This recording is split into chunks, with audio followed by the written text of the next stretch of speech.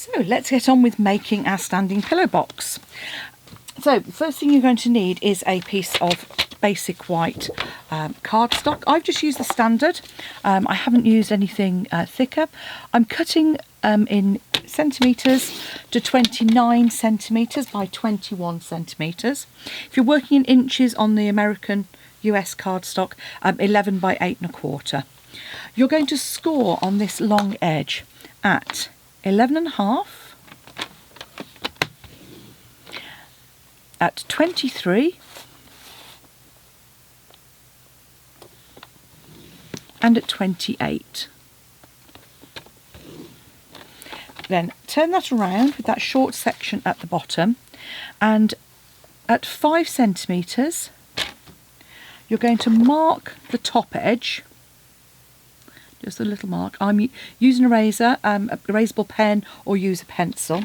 And then the bottom 2 sections, so that's the shorter one, you're going to score.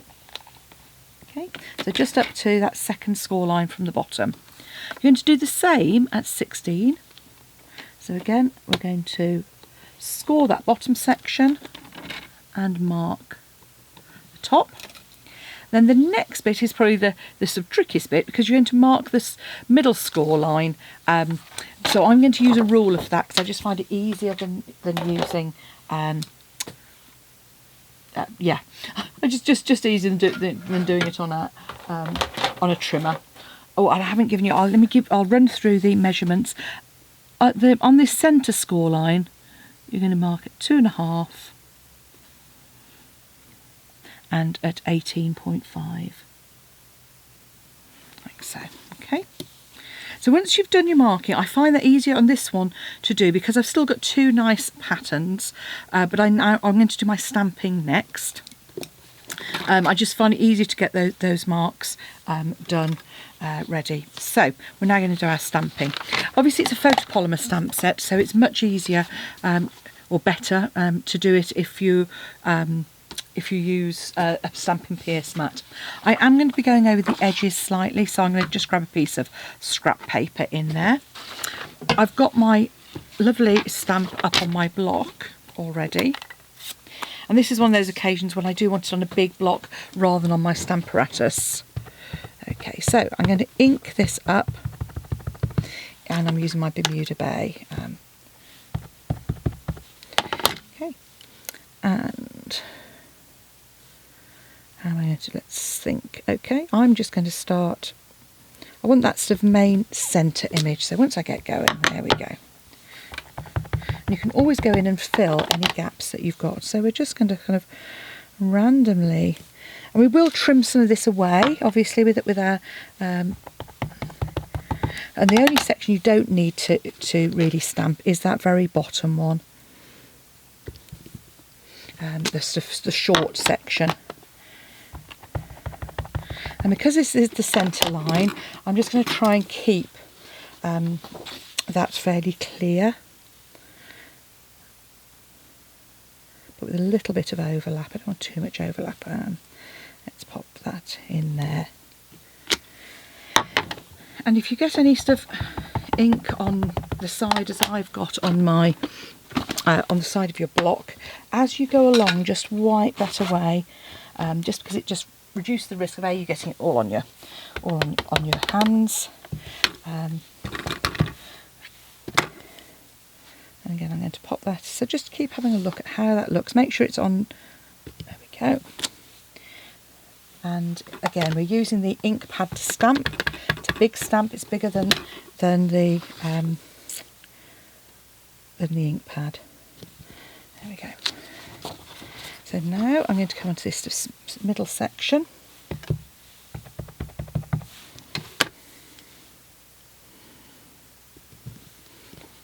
And if you do ever get a bit of ink on your Stampin' Pierce mat, they do wash. I just rinse mine off under the tap, because being a water-based inks, they do come clean and clean up really well. So, but this lovely swirl makes making a background so easy. Just to come in, and if you do go onto that bottom section, the underneath section, it doesn't matter. You don't need to stamp all over it. We just want to make sure our pattern comes well down and onto our central section.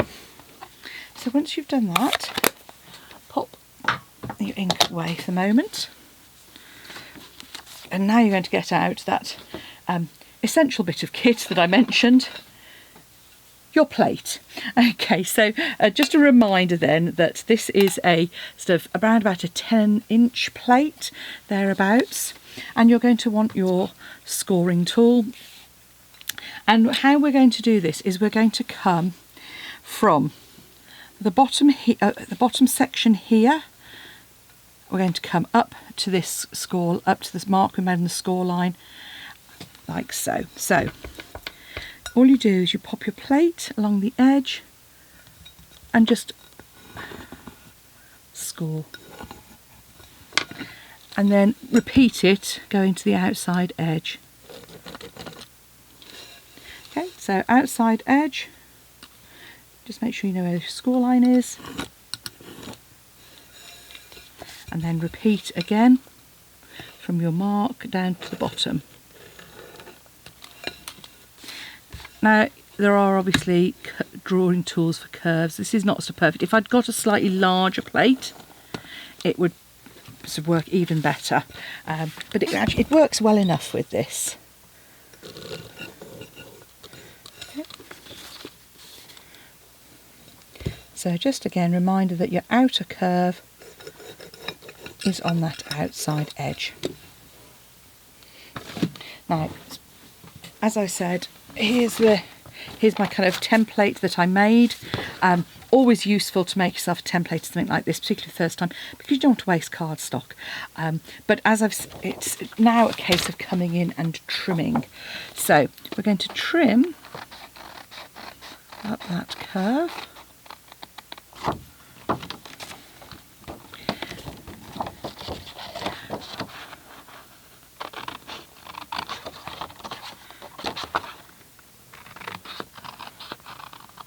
So, just fold and burnish that a little bit. And what I will do is we'll actually trim those now it's folded. So actually I suppose you could only do one if you wanted to, thinking about it. Yeah. But we're going to come in and trim out this other side.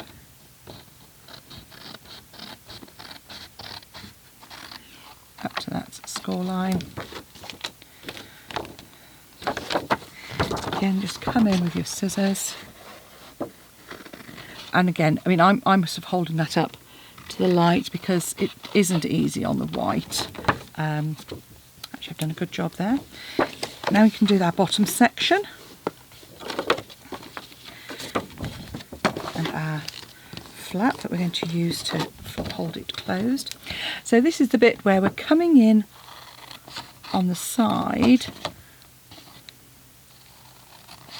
like so, and we're just going to notch out those two tabs, like so. Just take a tiny notch right at the bottom there. Do the same on the other side.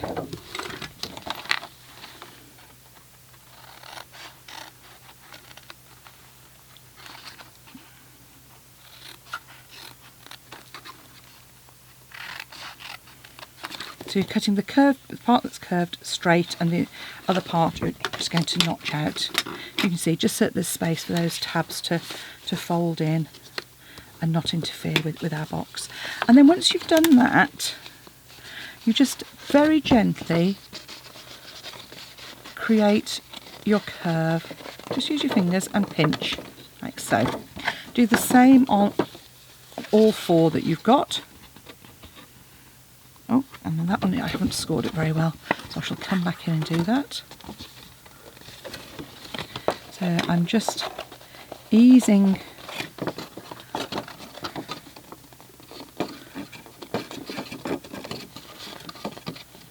that together. The same on this one. And you'll find that you just, so once you get it going, it will just follow round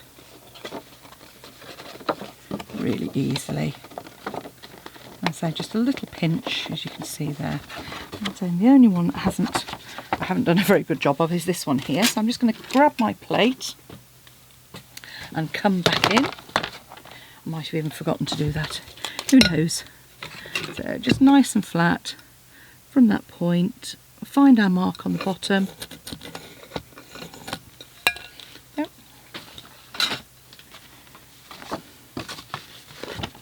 Again.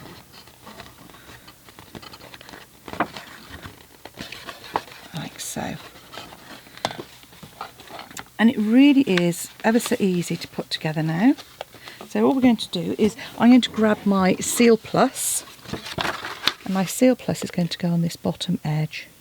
You want a really strong glue for this because obviously it's going to, it's a 3D project.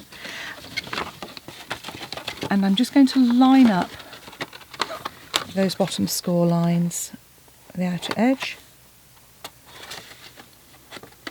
Move that so it is in shot a bit better for you. There we go. So, and all we need to do now is so easy, is pop those in, close. Now what I tend to do is put the one edge, I'll put a bit of adhesive on there, but pop your second one, like so. And then all we need to do now is create our little tag. So what I've done is I've just got my ink here. Now obviously you could add extra swirls if you wanted. Either would work really, really well. We can add some extra decoration onto our image. And if you grab some of the lovely Simply Marvellous DSP that we've got, I'm just going to stamp again using Bermuda Bay. So just add those there. I'm going to stamp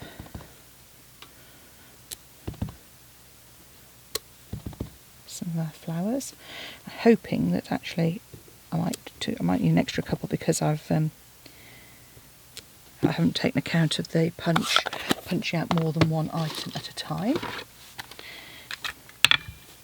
I'm going to use one of our punches, the Label Me Fancy first of all, and I'm going to pop in, and what I'm doing is making sure that my Happy Birthday sits within the kind of inner corners, is reasonably straight. Just like if I put my H up there, like so. I'm going to use my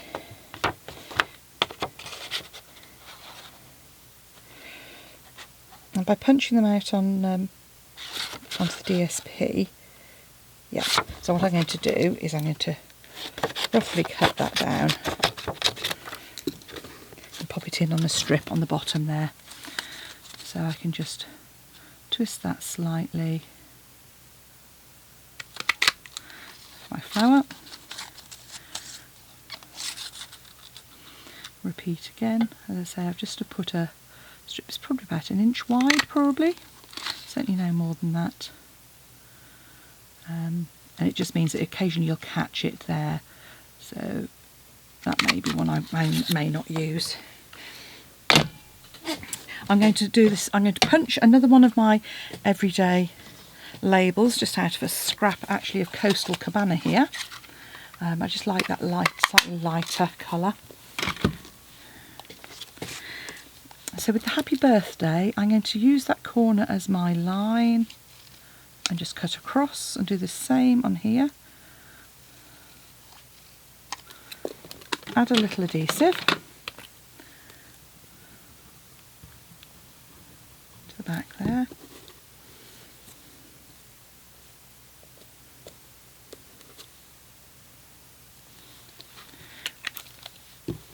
And then with my flowers, just grab your Stampin' Pierce mat or a piece of foam.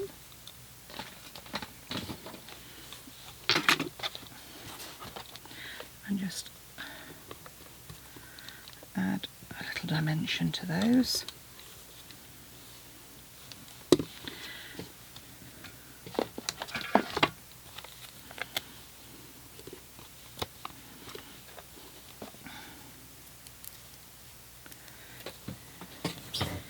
So we can pop our happy birthday towards the top of our box. This one here, where my flower is a little bit wonky, I'm just going to add a drop of adhesive on the back of each of these actually. Or a glue dot, that would work just as well. But because this one has got a slightly missing one, I'm going to tuck that flower underneath. Add my other couple of flowers just in the corner. So there we have our fun happy birthday box. As I said, if you want to pop a little adhesive just on the one end, that will just keep it closed, and you can either add a temporary adhesive dot, a little bit of snail once you've popped your gift in. But I think it's a rather pretty, unusual gift box, and as I say, it's quite a good capacity as well. If you have a look inside, there's quite a bit of space in there for all sorts of goodies. So, thank you for watching. Come back and see me again soon. If you'd like to purchase Sentimental Swirls or any of the other items, do pop along to my blog or my shop at heidismith.stampinup.net. I would really appreciate you supporting me as a demonstrator. I do a happy dance every time I get an order. Thanks for watching. Bye now.